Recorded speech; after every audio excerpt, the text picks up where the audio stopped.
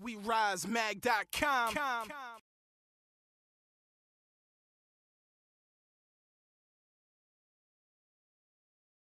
How have you been? I've been good. You know, working, doing stuff, hanging out.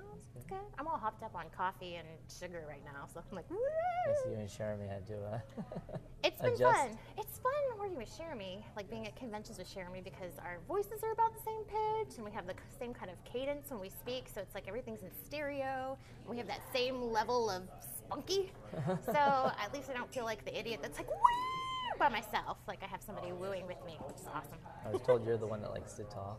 I think I heard that online. I like to talk, well, especially in autograph lines. That's good though. Yeah, because I feel like these people have been waiting for a long time and we really appreciate it. So it's like you want to talk and get to let them have a moment instead of just sign here, sign.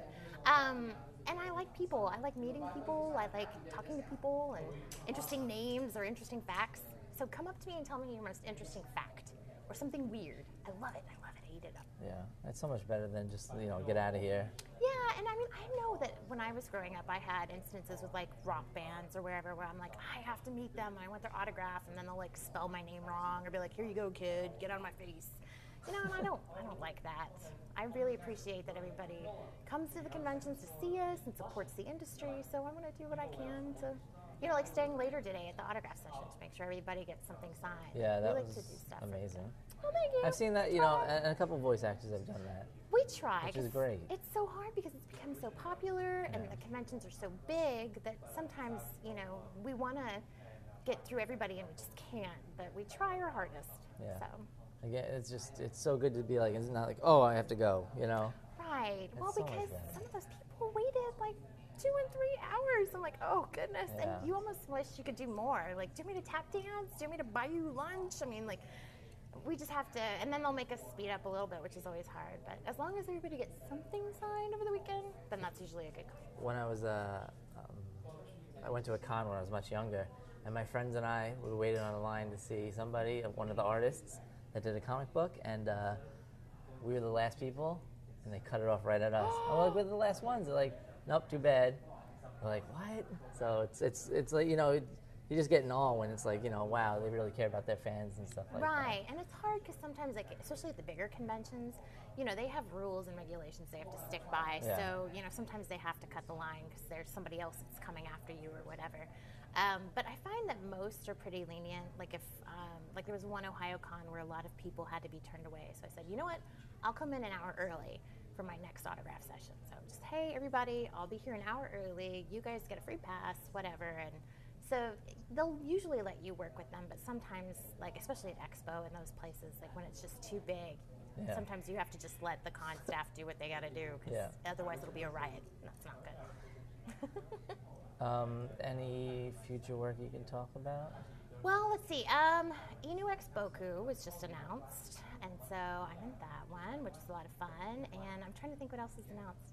It's so hard because we work on so much cool stuff, but then we don't really know when it's coming out. So it's like, I'm working on lots of awesome stuff, but you can't know about it. Well, and Shakugan no Shana is out, and I play Fellis in that one, and Index is out, and I play Index. Goodness, Kamisama Dolls is out. Like, there's a lot of stuff that's out, but Anime News Network, I always say, is probably the best place to keep up with what I'm doing or what I have done, and because those little write-ups that we do for the convention, like I can't squish all of that in there. I'd feel like a horrible person if it was like blah, blah, blah, blah, blah. So I'm like, just go check over there. Outside of voice acting, what have you been doing? Oh my goodness. I do a lot of commercial voiceover stuff. So I've been doing a lot of that. If anybody's out in LA, there's evidently this kiddie amusement park called Castle Park. And I do all the Castle Park commercials and different various voiceover stuff. I've done some on-camera stuff. I'm coming back and forth between Dallas and Houston and working back and forth and still working on Fairy Tale with the scripts and stuff. So it's been busy, but I like it that way. Good. Otherwise, I'd be bored. Yeah, that'd be bad. Lots of conventions too. I'm here this weekend, and next weekend I'm at MTech, and then I'm at Tora-Con with like the Dragon Ball cast, and then I'm all over the place. Do you actually get to breathe? On Saturdays, from like 10 to 12, unless I'm at a con, then it's Tuesdays. You have to schedule it in, otherwise it doesn't happen. How are you enjoying the show? Oh, it's been great. Yeah? I was here 2 years ago, and it was much smaller. It was like 900 people, and it's amazing to come back like just a year later, 2 years later, and it's like, I think they said they have 2,000 people? And you can tell, because there's a lot of people here. But it's fantastic because it's still kind of got that small con vibe, so you can still chat with people and hang out. Once it gets past like 5,000 people, that's where it gets a little crazy, because it's like, oh, hey, gotta go, bye. So it's kind of nice to have that more laid-back feel to it a little bit. But yeah, it's a lot bigger than it was before, that's for sure. Do you get to go to any of, like, do you go to the dealer rooms or it depends. Artist alleys? I love going to the artist alley specifically because that's all the stuff that you can't buy online. Yeah. You know what I mean? Like you can't just go order something that you could order in the dealer's room. But sometimes I get the chance to, but it isn't as frequent as I'd like to. Yeah. A lot of times I have the best, like I am inspired, I'm going to go, I've got 10 minutes, and then something happens where I can't make it. I try, but it doesn't always happen. What are their reactions when you're sitting at their table looking at their artwork? Most people don't know. Oh, really? Yeah, like it's funny to me that every once in a while somebody go, your voice sounds familiar. And I'm like, oh yeah, hey, that's me. But it's a lot of fun because I like looking at all of the stuff that like the artists have created, and then the people that make the jewelry and the art. It's just fantastic. So always go to the artist alley. It's awesome. Yes. Oh, I don't know which camera I get. That one, I think. Woo!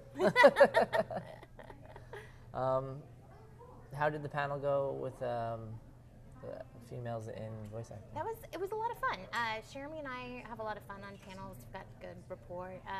It's a little weird to me doing the women in anime panel, and I think I said this at the panel. It's because when I first started, roles for women in anime were kind of sparse and kind of like just the cute chick with the big boobs that goes, oh yes, whatever you want, yes.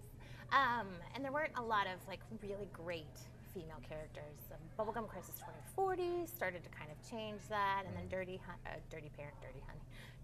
things like that. But now you see kind of more of an even keel of like, you know, this show's about this guy that kicks ass, and this show's about this chick that kicks ass. So to me, it's kind of weird to do that panel because we could be talking about both sexes in anime, you know. But it's a lot of fun, and it always kind of turns into a question and answer panel, which is fine. I've got a lot of answers for your questions. You know, it works out. And how how many things do you have at home boxed from people that give you gifts? I've got a lot. All of the fan art I keep in like binders. Okay. Because I'm like, I love it, and I don't have enough wall space for all of it, but I keep it because someday, when I'm an old lady, I'm going to be able to go, they really loved me. Oh, look how much they loved me. And it's fantastic. It's great stuff. But yeah, sometimes it's overwhelming. It's like, I've got all this stuff, and I've got to fit it into my bag that's already full. But yeah, it's fun. And some of it, like, I share with my little sister, you know, who's 17, or I'll share with other people, or Chris Sabat's little daughter, you know, if I get something that I know she'll love, I'm like, here you go.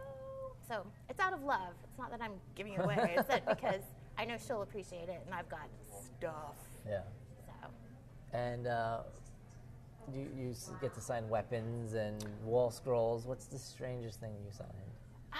Probably one of the strangest things I've ever signed was I went to a convention called Amicon over in the UK, and these two gentlemen came up to me and they dropped trow and asked me to sign their boxers, and I was like, oh, okay, sweet, bend over. I mean, like, how do you do that without being totally lewd? But that was probably the weirdest so far. I've signed butts, I've signed boobs, I've signed foreheads, it's very bizarre. What was the coolest thing that you've signed? Oh, the coolest, God, the artwork. You know, some of the artwork that comes up, I'm like, why are you guys not selling this, or like working in graphic design or art? Yeah. Because some of it is just absolutely impressive, ridiculously impressive. So. Well, thank you very much for the interview. Thank you. Always Good a to see you pleasure. again. I'm sure I'll see you again soon. I know last we were talking about VHS tapes. I still have those. And you know what? I'm doing my spring cleaning, and I'm like, I really need to like pare down my anime collection because they give you stuff as you write. And, and my little sister benefits because she's a big anime fan. I have a box waiting for Natalie. You've got a box of anime waiting for you.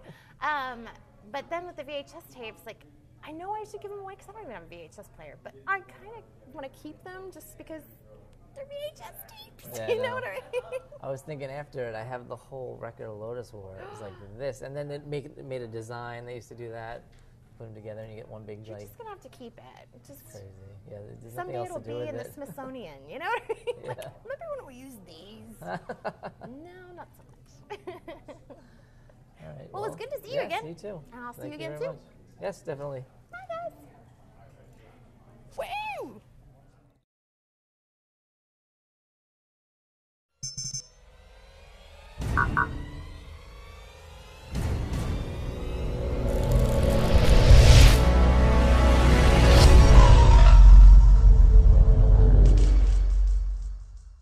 WeRiseMag.com.